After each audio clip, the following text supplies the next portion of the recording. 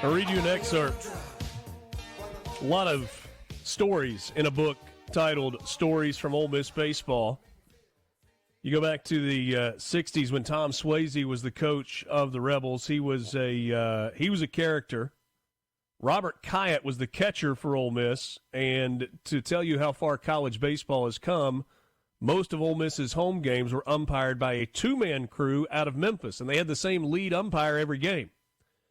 And Tom Swayze was kind of going crazy that particular day, and the home plate umpire by the name of Mooney told Kyatt, you got to go calm your coach down. And he said, I can't do it. You've got to do it. And so in between innings, he went over, and Mooney said to Tom Swayze, you've got to calm down. Swayze renewed his energy. Mooney said, all right, Tom, you're out of here. He said, what do you mean I'm out of here? The umpire says, I mean, you're out of the game. I'm throwing you out. And Tom Swayze says, Mooney, you can't do that. And Mooney says, why? He says, you can't throw a college coach out of a game. The umpire said, you can't? And Swayze stayed in the game. Chase Parham joins us right now. He is co-author alongside Jeff Robertson with Stories from Ole Miss Baseball. The foreword is written by former Ole Miss baseball and football player Archie Manning, and it is available in bookstores and online to you right now. Chase, good morning. Morning, Richard. Good to be with you. Just one of the stories, and you know it's so incredibly interesting. So much of Ole Miss baseball's history is in the last 25 years, and yet there was a lot of baseball before the last 25 years when Mike Bianco came on board. Just pockets of success as opposed to sustained success. Yeah, it's one of those things where with this book, what I really like about it is introducing the kind of pre-modern era to a lot of Ole Miss baseball fans. With the Mike era has been incredible. They get the national title. But, when Ole Miss went to the College World Series for the fourth time, they had gone as much as the rest of the SEC combined at that point. There was a really rich history for Ole Miss baseball in the 50s and 60s, and a lot of two-sport guys. I mean, we talk about, obviously, throughout the book with Jake Gibbs and Don Kessinger, the two-sport All-Americans. But a lot of guys who played both sports, won Sugar Bowls, and went to the College World Series in the same year. There's a ton from that era that is really fascinating. And look, Richard, we go all the way back. The school says baseball started in 1893, but we've tracked it back to 1871. And in the 1870s, one of my favorite things, I think it's the first story in the book, the team sent a letter to the Lyceum and said, hey, we'd like to play a game in Water Valley. We need permission to go do that. We promise to stay away from the whiskey and be back in school by Monday. And the Lyceum still sent a faculty representative with them on that trip. Did the faculty rep bring the whiskey, or do we know? Hey, who knows? Yeah. But, I mean, you think about it, you go, hey, it's just Water Valley. But in 1870s, you got to get over there somehow. So, yeah, but I feel like you could walk to Water Valley. If there was a horse-drawn carriage. Now, the poor horse that had to carry the bag with all the bats in it, I mean, that's heavy. Uh-huh. One of the things, Chase, this is not your first foray. You wrote I've got it back here on my shelf somewhere behind me, but a history of the Ole Miss National Championship. Yes. Did you dust it off yesterday and just put it back on the shelf behind you this morning to set you up for the show? Is that what you did? No.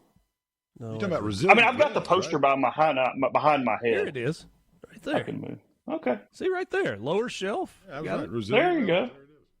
Wait, I can't find the camera. There it is. So the point was in all of that is you've written a book before. This is different. That was a story about a window in time, a 1-year window with a lot of great reporting and a lot of backstory there. This is a history of a sport at a university and has a co-author. Talk to me about process. So this first got introduced to me by Jeff Robertson, as you mentioned, my great co-author, and I was first drawn to it just because of the people. Jeff hired me for my first job out of college. He was then at the Ole Miss Spirit in 2007, and we worked together for a couple of years. We've been in baseball press boxes. We've traveled together all over the country during the course of our kind of our workship and our friendship. And then Neil White with Nautilus Publishing brought the idea to us. He did a football version of this book a few years ago, and Neil was incredibly instrumental in helping me and guiding me through the process with my first book in 2022. And it starts pretty simple. You start dividing out, hey, who do you know better? Who do I know better? How do we do this? What do the errors look like? And you start sort of outlining it and mapping it, because you're right. It's you want it to be a history book, but you need it to be entertaining at the same time. So, hey, who are the characters? What do we have to do? What do you have to make sure about? And baseball is so cool because while in Oxford and Starkville and Hattiesburg, Mississippi loves their college baseball. They dictate the spring calendar by it. You feel it in town, the ebbs and the flows with the team and how it's going throughout the spring, and that happens all over the state. You want to find a way to resonate that feeling inside the book.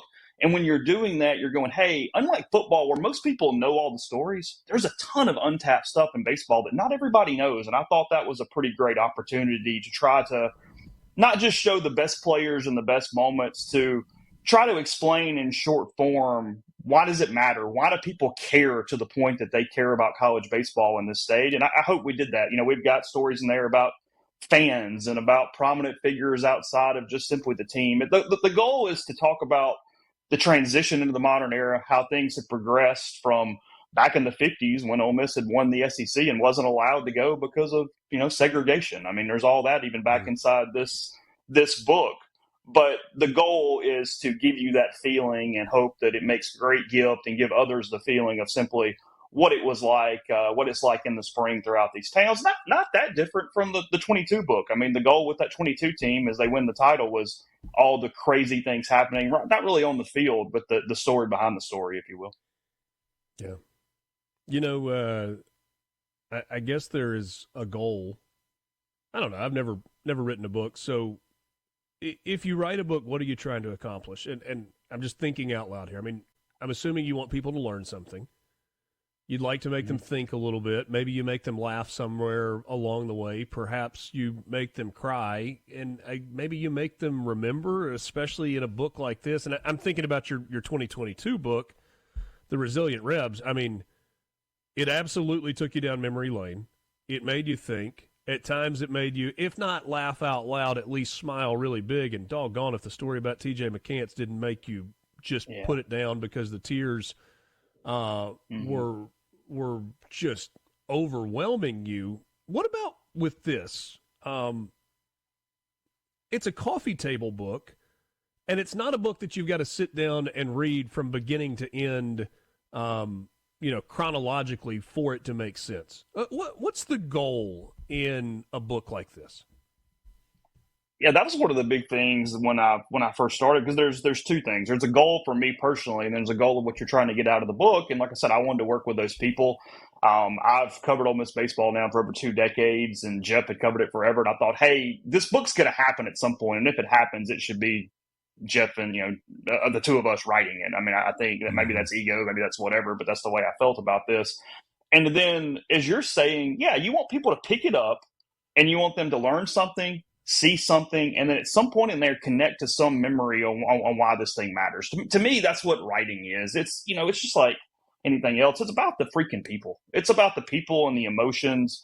And it's far different, because you want this to be something that in 5 years they flip through and it doesn't feel dated. You've got to write it in a way that is somewhat timeless, because these stories have happened in the past and you're simply documenting them for the present and in the future. And to me, that's the goal. It's to learn something, but it's beyond that. It's really more to flip through and find some connection, whether you remember that player or something you didn't know and you kind of light up from that fact or that factoid. And that's why we didn't focus this on, hey, let's make sure every era is represented evenly, or let's not make it too encyclopedia based. Let's just make it fun, or as fun as possible. And I think it's for the casual fan all the way to somebody who goes to every game and has been integrated with this program for 40 years. Where can people get signed copies of this? I know you guys have got your big book tour, Lemuria coming up, going to be at Square Books in Oxford coming up as well, right? Yeah, we got 3 signings coming up here in the next week. We've got Lemuria, 4:30 to 6 on Tuesday, September 23rd. We're doing a big kind of kickoff signing event on the 26th at Square Books. That's 11 to 1. We got a lot of former players coming, former coaches coming to that thing, kind of a party. And then September 30th, we're going to be in Tupelo at Reed's in Oxford, also at College Corner as well. So those signed copies, we want to make sure we celebrate the local bookstores, the great book scene in Mississippi. We give them a little head start before we put that thing online, but you can order online from any of those locations as well, even if you're not inside the state of Mississippi. You're going to be at one of those signings. This is incredibly unfair, but final question. Give me one story that stands out to you. I hesitate to say favorite. I'm not going to make you do that, but we got 30 seconds. Favorite story that or one that stands out. It's not even about a player. It's about Stacy Blackwell, a Jackson resident who is blind, and he listens to Ole Miss baseball religiously, and his eyes are David Kellum. And he talks about setting up the Bosch radio next to his chair, and he listens to Kellum. He's Stephen Head's cousin, and he has completely become an Ole Miss baseball fan without ever seeing a pitch. And that is my favorite. He was able to meet David a few years ago, and it's an incredible thing about how this isn't as simple as, hey, I've watched some baseball games. It really does. It connects with people and makes you feel some things. Outstanding. Stories from Ole Miss Baseball available at your bookstores and online now.